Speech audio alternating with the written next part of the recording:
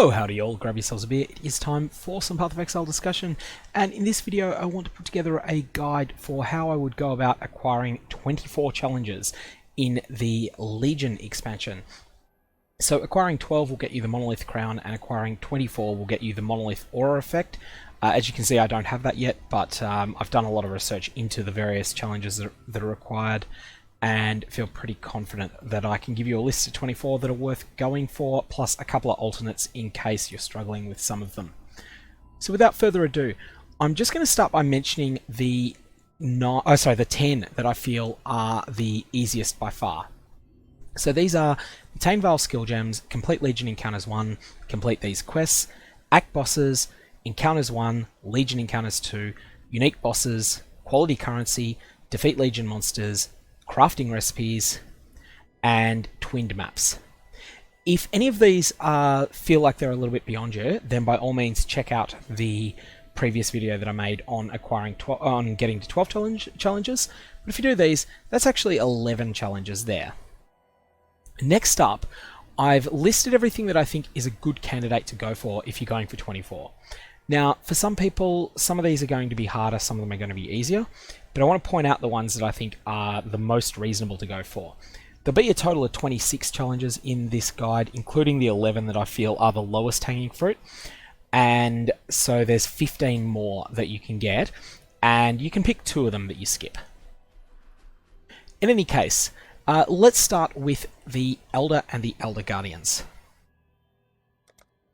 Once you get to a certain point in progression in the Atlas of Worlds, so when you talk to Zana, she will give you a quest chain that will start out with, just doing your first map, and then will progress to completing specific maps, specific white maps that she instructs you to do. So when you do your first map, she'll then tell you, okay, please do this map next. She'll tell you a specific tier 2 map. You'll do that, you'll then do a tier 3, you'll then do a tier 4, you'll then do a tier 5. Then you'll do a tier 6 map, but where you've been getting into a bit of a pattern where the Shaper appears during the boss fight, make some little change, and then you finish the map normally. When you do your tier 6 map, something different will happen. The Shaper will be attacked by the Elder, and you will receive a memory fragment, Shaper's memory fragment when you complete the encounter. After that point, so once you receive the first Shaper's memory fragment and the first Shaper's orb, from that point onwards, you will be able to engage the Elder on the Atlas of Worlds. So what I'll do is I'll bring up my Atlas of Worlds and give you a quick sense of how this works. This got discussed a little bit in the 12 video, so skip ahead if you've watched that. The Elder will appear, when the Elder's not on the map, there's a chance, I believe it to be 10%, I could be wrong on that front, but when you complete a map, which means when you kill the boss of that map, there is a chance that the Elder will spawn somewhere on the Atlas of Worlds on a comparable map tier to the one you just completed. So for example, if you completed a shaped geode map, geode being a natural tier 10 in the Legion expansion, then you will find Elder will spawn somewhere close to tier 15. It could spawn on geode, if that's assuming that is a tier 15 on your Atlas, or could spawn on one of the natural tier 15s like Palace or Desert Spring. At that point, you'll only have 1, 2 or so positions on the Atlas that are influenced by the Elder. However, the Elder likes to spread, and he likes to stay in a contiguous blob. So you'll see here that I've got 3 Elder influence maps, and they're all connected to each other on my Atlas at the moment. It was a lot more than 3 until recently. I just made some changes, I ran a couple of specific maps that caused the Shaper to take over some of the maps the Elder had previously. Now the Shaper and Elder are in conflict on the Atlas, and they will contest each other's squares. So you'll see here that the Shaper is influencing Colosseum, and the Elder is influencing Canyon. These 2 maps, although it's not clear from my Atlas, they are connected. There is a line between them. So that means they're adjacent. What this means is that the Shaper from is going to use the Colosseum as a base of operations to attack the Canyon. The Elder is going to use the Canyon as a base of operations to attack the Colosseum. If you pick a side in this, for example, if you were to clear Colosseum, you would inflict a defeat on the Shaper, and the Elder would expand and take the Colosseum map. On the flip side, if you were to run the Canyon map, then the Shaper would use that to his advantage, and he would go, yoink, I'll take the canyon, and so the Elder would be expelled from the canyon, and the Shaper would take it over. However, there's a whole number of maps around. We're not considering unique maps like the Ober's Cursed Trove, just the normal maps. There's a whole number of maps around that are not influenced by anyone. The Elder will aggressively expand out into these. So if I was to do nothing, I would find that the Elder would be gobbling up these maps, and at the same time the Shaper would be contesting for Canyon, and would be contesting from Plaza for Canyon as well, and so has a few ways of getting in there. Also from Carcass, the Shaper would be trying to fight for Museum. All these sorts of things will be happening. And if you don't get involved, generally they tend to get into a stalemate where the Elder controls a blob of anywhere from 5 to 8 maps, and the Shaper controls most of the perimeter surrounding them. Once the Elder blob reaches 7 maps, all newly spawned Shaper maps will be directly adjacent. And at that point, the Elder won't really expand much more. What you need to do in order to make the Elder spawn himself on the map, so the Elder actually shows up in person, not just having his tentacle spawns on there, you need to get the Elder to spread to cover 20 contiguous maps. So one contiguous cluster of 20 maps. After that point, the next time you complete a map, assuming that you don't wreck the 20 maps that you've got by doing so, assuming you don't complete something in the middle of them, at that point the Elder will then spawn personally on the map, as will his 4 Guardians. You'll then need to run the 4 maps that the Guardians are on, and then after you've done that, you'll be able to you'll then be able to make as many attempts as you need to defeat the Elder himself. In any case, this is a fairly major boss fight, but it's perhaps not as difficult as you might be led to believe.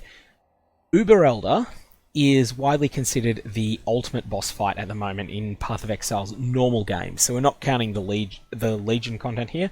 We're just talking about the normal game, the things that are in the core game, the things that exist in Standard.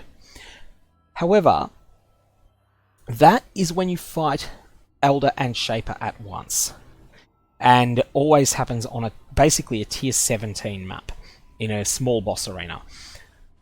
You don't necessarily need to go quite that high. You can fight the Elder even as low as a white map.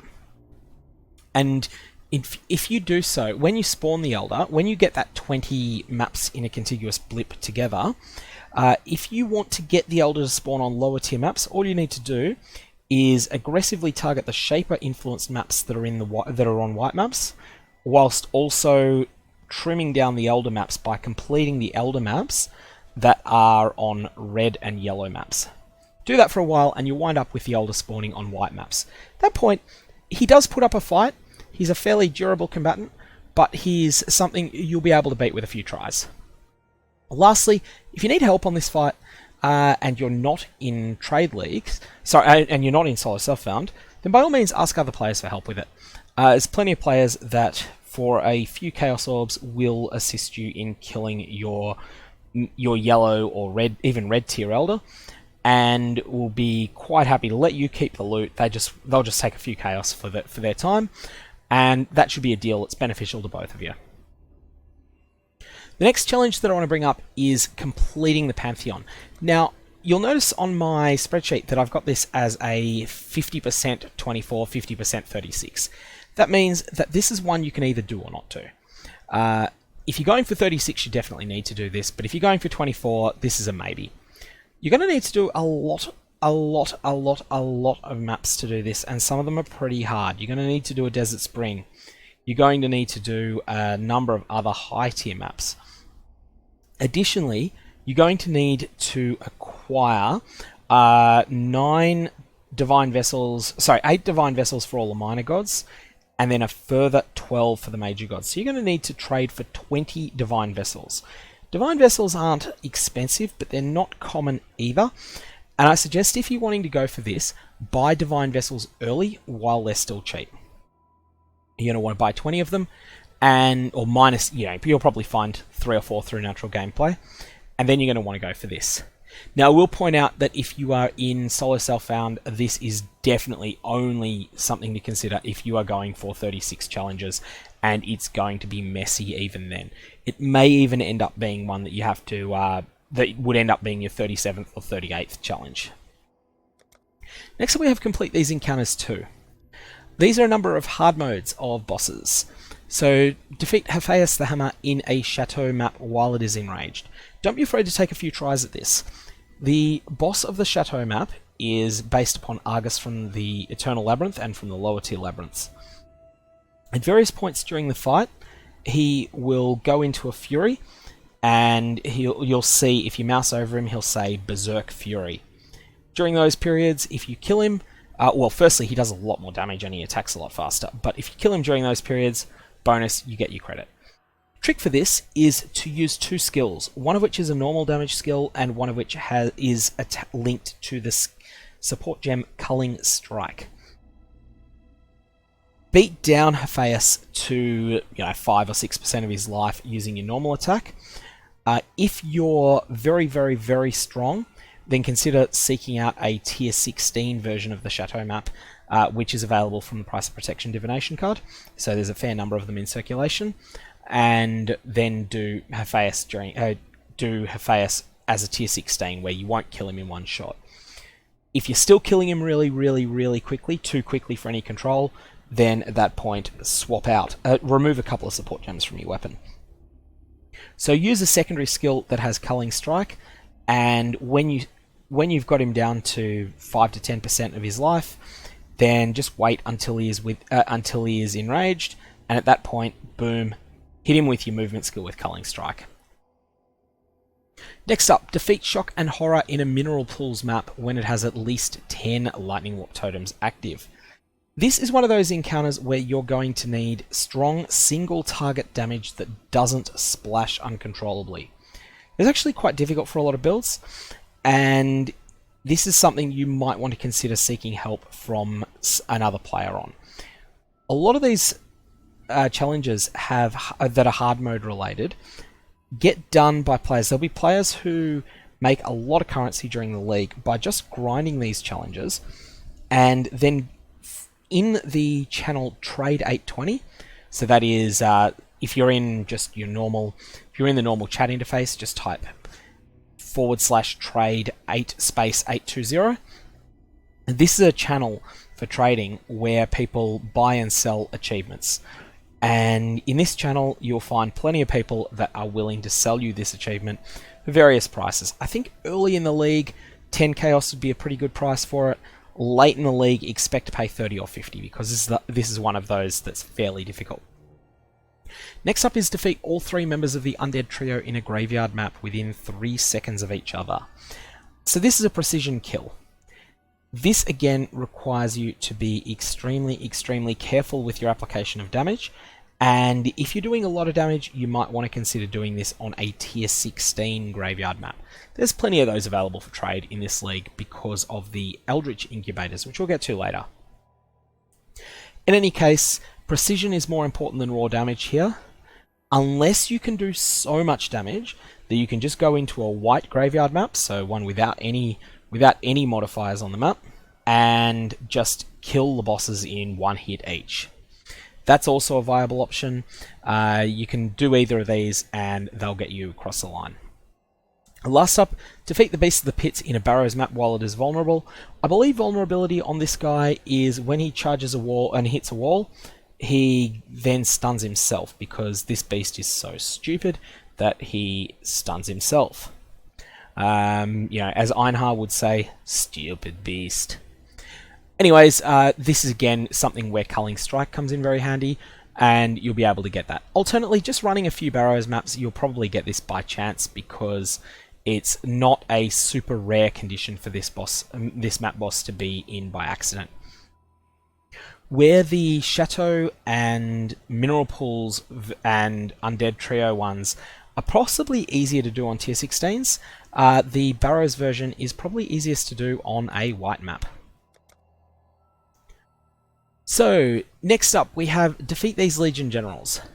The easiest way to do this is to join a group for the 5-way fight if you can. So this is the ultimate encounter in the Legion expansion. There's plenty of players that will take what you might term a deadweight player along, as long as you promise not to loot anything and as long as you keep that promise. The reason they would consider taking you along is that they then get 50% increased item quantity from every other monster that they kill.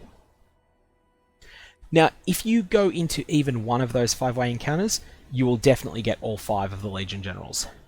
You might also get them in mapping as well. However, you will need to be both mobile and hard-hitting for the tier of content that you're in. You might find the easiest way to get this is to drop down to a very, very, very low tier of maps and just blitz to the monolith, hit the monolith, activate the monolith, and then look around to see if you can find a general in the very back lines of one of the 2 legions there. If you do, focus everything you've got on releasing them from their prison and beating them down. Next up is complete Elder or Shaper influence maps. Now, I covered this briefly in the 12 video. I said that if you're going for 12, this is one that you might or might not do. You definitely need to do this if you're going for 24, and you'll probably get a lot of the way towards it while you are working on killing the Elder and the Elder Guardians. If you don't get it the first time you kill the Elder and the Elder Guardians, you will get it the second or the third. So don't worry about that, you will get this. It's just going to take you a couple of 100 maps and deliberately targeting specific maps. So if you have a look at my atlas at the moment, and I will just hide my notes, you'll see here that currently my Elder is only taking up a very small amount of maps. My strategy for doing this, where I want to do it right now, would be first up to do Colosseum and to do Plaza in some order. By doing that, and also as well as that, I would do Coral Ruins. Doesn't really matter which one I do out of those 3. But my goal here is to expand the amount of squares that the Elder controls. I'd keep doing that until it sort of gets difficult to expand the Elder anymore, and then I'd work on contracting back inwards by doing Elder influence maps, but ones that are on the edges, so that then they get overtaken by the Shaper. And do this for long enough, and you will pretty quickly get your 50 done. 50 is not a big ask here. So next up, after completing the Shaper and Elder influence maps, we've got the twin maps, which I suggested that you've already done in order to get yourself 12 challenges. So we're going to jump over to the Legion chests. Now, opening Legion chests is one that is somewhat of a grind that involves the new mechanics. You're going to need to do a lot of both chests and warhordes. Ultimately, this is just about doing maps, doing a lot of maps, doing a hell of a lot of maps, and working on doing them faster. You will achieve this better by running low tier maps. So if your character is powerful enough that you can complete tier 12 maps, but doing so is a bit of a slog and takes you 4.5 minutes, you're probably also capable of doing a tier 7 map in 2 minutes and a tier 2 map in 90 to 105 seconds. If you're in this situation, you should be doing the tier 2 maps and maybe the tier 7s, and you'll quickly rocket up the Legion chests and the Legion warhordes. Running the higher tier maps, you will often, running the highest tier that your character is capable of beating, you'll often find that you're only able to unlock 1 chest per map, and sometimes you'll fail to unlock them as well. Next up, we have complete unidentified rare maps. Now, I mentioned this as a possible 11th or 12th challenge, but it may also be your 13th or 14th. Discussion of this was in the 12 challenge video, but the key is the easiest way to get this is to use an alchemy orb on a map, then Varlet, and there is a 1 in 4 chance that it will go to be unidentified and rare, but it will keep the same mods that the alchemy orb gave it. It'll also get 30% increased item quantity for being unidentified, so it can be fairly lucrative as well. And just do this with 10 different tiers of maps. If you decide that you're going to press into the center of the atlas and try to fight the Shaper, then in chasing after the atlas bonus for tiers 11, 12, 13, 14, 15, you will probably wind up getting all of those done as a side effect of choosing to push in towards the center of the atlas. So I just bring up the center of the atlas here so that you can see it. If you were to push in towards, by say, you do all the tier 11s, then all the tier 12s, and you're also corrupting them. As you see here, when I hover over this Basilica, you'll see that the Atlas bonus comes from from killing the boss of the corrupted rare version of the map. By virtue of corrupting those maps, you will generally find a number of them will become unidentified, and they will keep the same odds they had before they were unidentified. So for that reason, they'll end up being the easier ones you do as you're pushing in. So that's the unidentified rare maps, and as I said, you may have already got that in order to get 12, but you definitely need it to get 24. Next up we have Achieve Ascension. This is all about the Eternal Labyrinth. If you're going for 24 of 40, I assume you probably already know all there is to know about achieving Ascension. If not, then check out the video on going for 12, because I discuss the mechanics a bit in the very end of that video. And next up we have an economic challenge.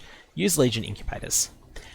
Now, this is something you can achieve by yourself, but that is made considerably easier by copious use of trading with other players. If you're in solo self-found, this actually may not be one of your first 24. And the reason for that is that whilst most of these incubators are pretty common if you're engaging with the Legion content, a minority of them are quite rare. And you're going to need all but 5 of them.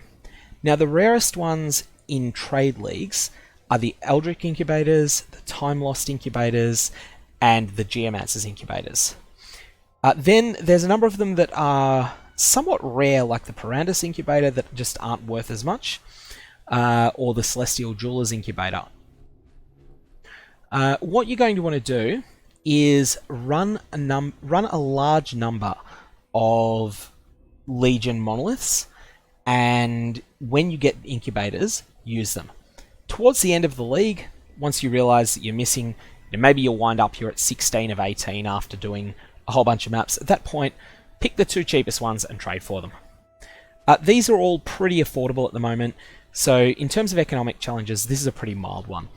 The Time-Worn Incubators are about 40 chaos the last time I looked. The Eldritch Incubators are about 15, and I think there's one other one. The Geomancer's Incubator is about 30 something, and then the rest of them are all cheap.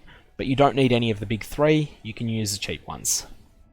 In addition, you'll also get the reward from the incubators, and some of these can drop some pretty good stuff as well. So don't think of this as being some onerous task that you need to do. The biggest thing you'll notice though is you do need to get a large number of kills. You're probably going to need to equip these and then run 30 or 40 maps in order to finish the challenge. It's all pretty reasonable, but it will take a little bit of time. The next challenge that we have to consider is complete these encounters 3. And this is something I'm going to say to you, don't bother with this for 24. This is something for the people going for 36.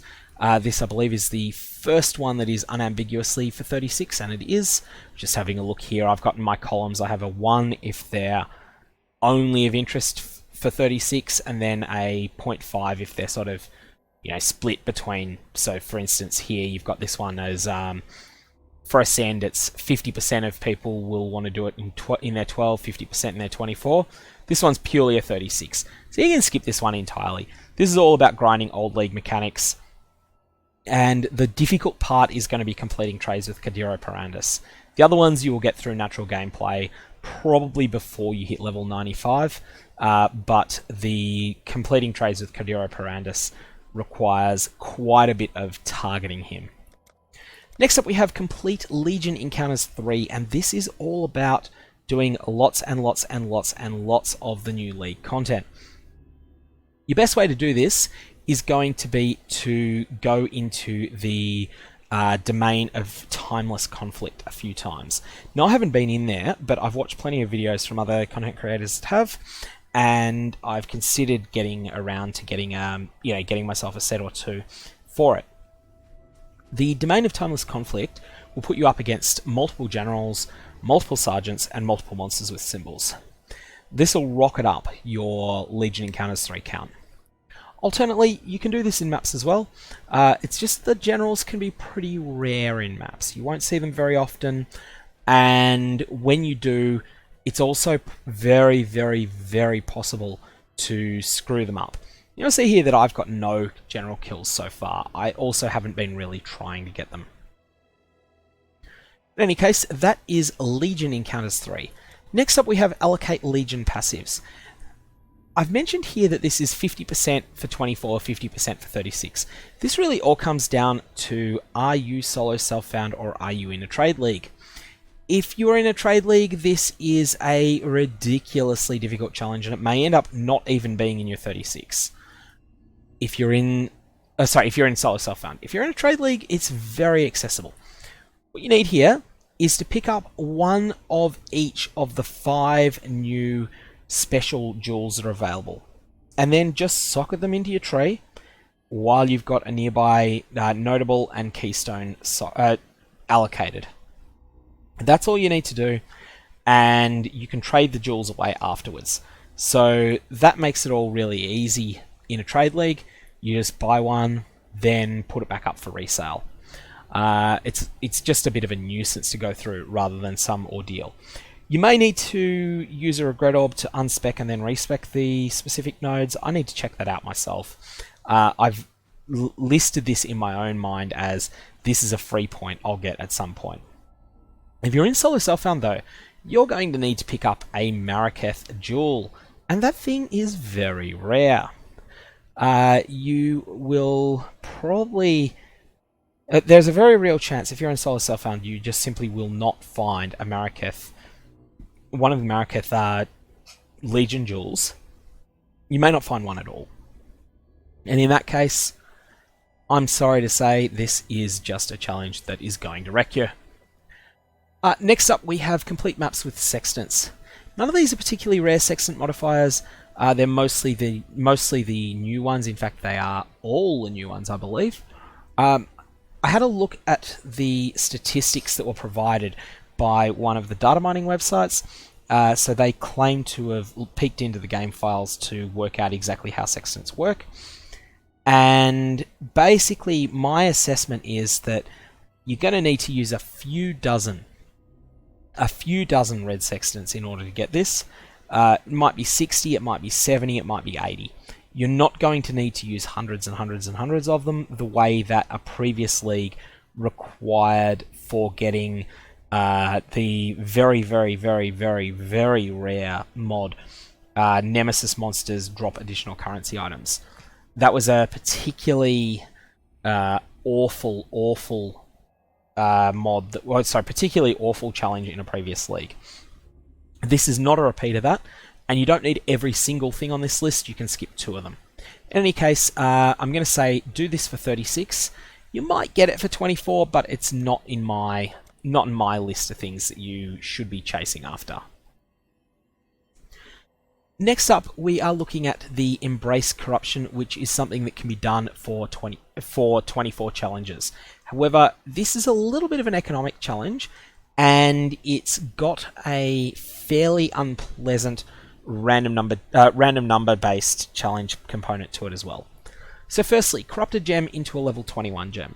Level 20 gems have a 1 in 8 chance when hit with a Val Orb to become a level 21 gem. 1 in 8 isn't much, but all you need to do is just level 6 gems in your offhand, and when they are all level 20, Val them all, and probably one of them will take to level 21. If not, well, start again. If you need to farm gem XP in a hurry, the Delve Mines are extraordinarily good for it. Next up we have obtain a corrupted mirrored item from any strongbox. Here what you want to do is find a strongbox that has the of Calandra suffix on it. I know that I normally just see a strongbox and then immediately just open it without identifying it, but you're going to need to resist that urge. Identify the strongboxes, and eventually you'll find one that has the of Calandra suffix on it. At that point, Val that strongbox, and boom, you've got your credit for Embrace Corruption. So that's only going to cost you 1 Val Orb and a bunch of identify scrolls. Next up, obtain 2 of the same sacrifice fragment from a Vaal vessel in a Vaal side area. We discussed Vaal side areas a little bit in part 1 when we were talking about getting Vaal skill gems from them. This is just a matter of random luck. You're going to need to run a bunch of Vaal side areas and you will get there eventually. It might be a pain in the ass.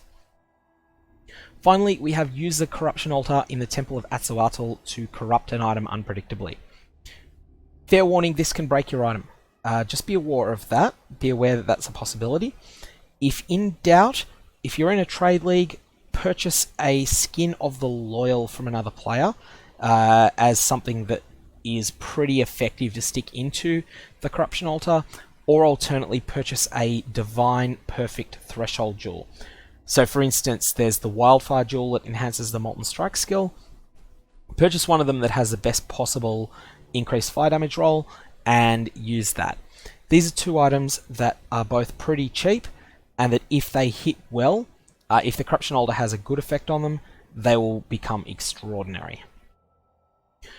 The key thing here is that you will need to run Elva's Incursion Temples enough times to get a Corruption Altar. This is a pain in the ass. I feel it's reasonable to get it. On average, you're going to get a Corruption Chamber approximately every 4 or 5 temples, I believe.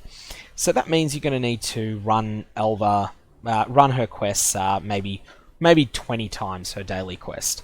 Some people will get unlucky and will need to run this, run 40 of Elva's quests. Some people will get lucky and will get it on the 4th try. So the first temple, which will be the fourth time they engage Elva. I still haven't done a single Elva incursion in this league. I will need to fix that because I am going to be completing this challenge. The other thing is that this is one of the few challenges that cannot be bought or traded or sold to another player. You can only use the Corruption Altar if you created the temple. So that's something to keep in mind. You will need to do this yourself. The next challenge to consider is complete these encounters 4, and this is one that I've got as a 50-50 for 24 out of 40 and a 50-50 for 36. The difficult part here is defeating Abaxoth. Abaxoth appears in maps that have the Beyond affix on them. Abaxoth is an absolute terror of a monster to kill.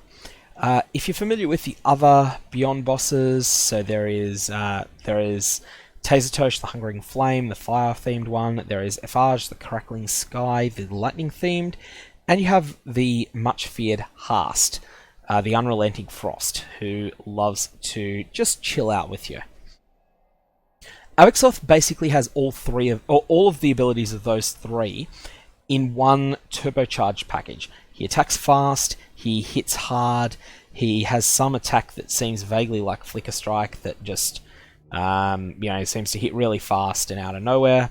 He summons a whole lot of adds, and oh my god, the Vaal Fire Blasts. The Vaal Fire Blasts are going off everywhere, and if they hit you, you're cooked. Abaxoth is a mongrel bastard to kill. He is also a very rare spawn compared to the others. I believe you see about 20 Hast for each one Abaxoth. So, if you're running maps that have Beyond on them, you have a slim chance of encountering Abaxoth. There's a few other places you can encounter him. There's in the Delve Mines, there's a number of nodes that are Beyond themed.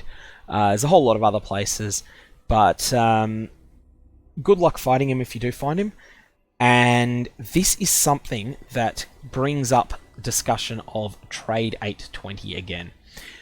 Trade 820, named after the Forsaken Masters expansion, which launched on the 20th of August in whatever year it was, so hence 820. Originally, there was Global 820, which was a spot where people would share their master missions under the old Masters system. Unfortunately, Global 820 was taken over pretty aggressively by both beggars and by various untrustworthy people who would... Their whole goal would be they would sit in there waiting for people to provide free challenge completion, and then when they got that, they would go in, they would they would take the credit for it, for the challenge, and then when they found it themselves through normal gameplay, they would sell it. So basically, you have a whole lot of players that would just act like vultures in Global 820 where no transactions were allowed. As a result, most challenge sharing has shifted to Trade 820, where the underlying principle is something of value in exchange for something of value. If you come across an Abaxith in a map, and whether you can kill him or not, jump into Trade 820 and say, hey, I've got an Abaxith in my map, it's tier 4 map, the mods are easy, happy to sell you the kill for 20 chaos, and you'll get credit for complete these encounters 4. There'll be people that will jump at that because they're frustrated because they haven't had Abaxith spawn, they're going out of their way trying to make him spawn, and they're just having no luck doing so. This can be done with any of the sort of randomness based challenges, and also with any of the really high skill requirement challenges. Now there's not so many ultra high skill requirement challenges in this league. The previous league had the Cortex encounters, which were both random and and very skill intensive, but there's nothing like that in Legion. However, Abaxith is certainly a rare boss, and if you find him, you should jump into Trade 820 if you're in Trade Enabled League and say, hey, I've got an Abaxith, 20 chaos, and you can get your credit. Likewise, if you can't find Abaxith for the life of you, just hang out in Trade 820 and read the chat. Mostly it's garbage, but eventually someone will post that they've got an Abaxith there. Defeat a Bestiary boss is similar. However, it's much more conducive to trade, and it's also more common than Abaxith. Defeating a Bestiary boss, it's uncommon, but it's pretty reasonable. Comparatively, the Delve boss in an area 75 plus without using flares is easy. The Delve bosses are pretty tough, but they're not overwhelmingly so, and I'm sure that if you're able to beat Abaxith, you will have no trouble defeating a Delve boss in a 75 zone without flares. However, if you do have trouble with it, by all means, jump into Trade 820 and ask for help. There will be someone that is happy to provide what's often called a taxi service. The idea here is that two players cooperate. In this case, there is a player who has encountered a rare boss, and there is also a player who is very experienced at killing these rare bosses. And they cooperate, and then invite 4 other players that are willing to pay in order to get credit for this challenge. They will then split in some arrangement between the boss killer and the provider of the taxi service, i.e. the person that provides the mine. They will split the amount that those other 4 players pay in exchange for their portals. And in doing so, they will then end up in a deal that benefits everyone, is the idea that you're going for. Lastly, there's defeat an Abyssal Lich in an area of 80 or higher. In my experience, the Liches come up about 1 in 50 Abysses. I could be wrong on them being 50, and obviously with something that is a 2% chance or so, variance is pretty dominant. In my experience, about 1 in 5 Abysses ends in an Abyssal Depths, and about 1 in 10 Abyssal Depths ends with a Lich. Given that Abysses come up once in 10 maps, you should expect to get this around once every 500 tier 13 plus maps. However, you don't necessarily need to just settle for 1 Abyss per 10 maps, and we'll come back to this later in a discussion of 40 of 40 challenges. But one thing you may want to do is consider using Zana's Abyss mod, which costs 2 chaos and guarantees 1 additional Abyss on the next map you do. Doing this on your tier 13 plus maps will help you definitely complete this challenge a lot more easily.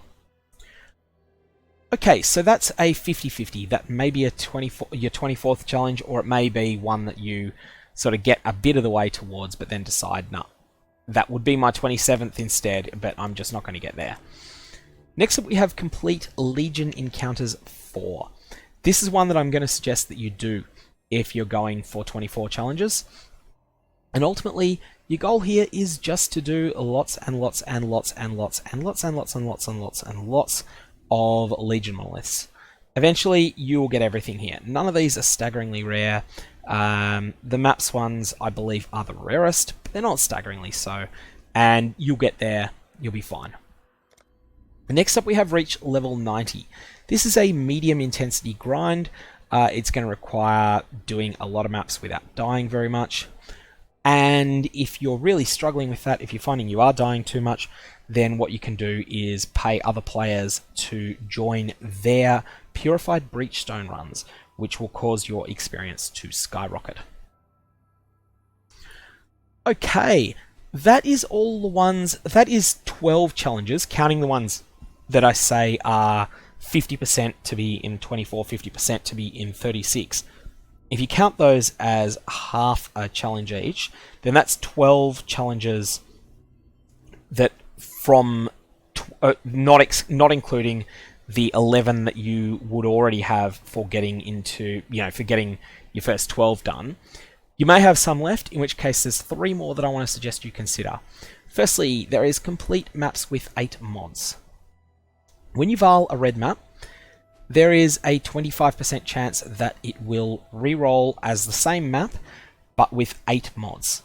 So that will basically scour it, it'll elk it, but instead of the elk providing 4 mods 2/3 of the time, 5 mods a quarter of the time, and 6 mods 1/12 of the time, it will just provide 8 mods. So that'll be a much tougher map, and you'll find these maps will be much more difficult to beat, but they will still be beatable. You might not be able to do every single one of them. Some of them will have physical reflect, some will have elemental reflect, some will have players cannot leech. All of these can be mods that some individual players can't beat.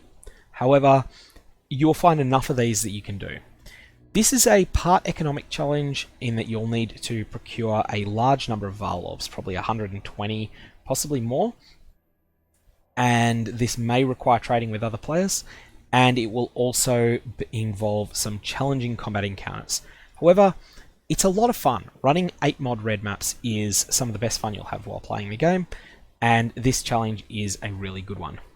As a side note, I really hope that future leagues have complete Shaper Guardians with 8 mods as a future challenge as well, because the Shaper Guardians really put up a hell of a fight when they've got 8 mods on them.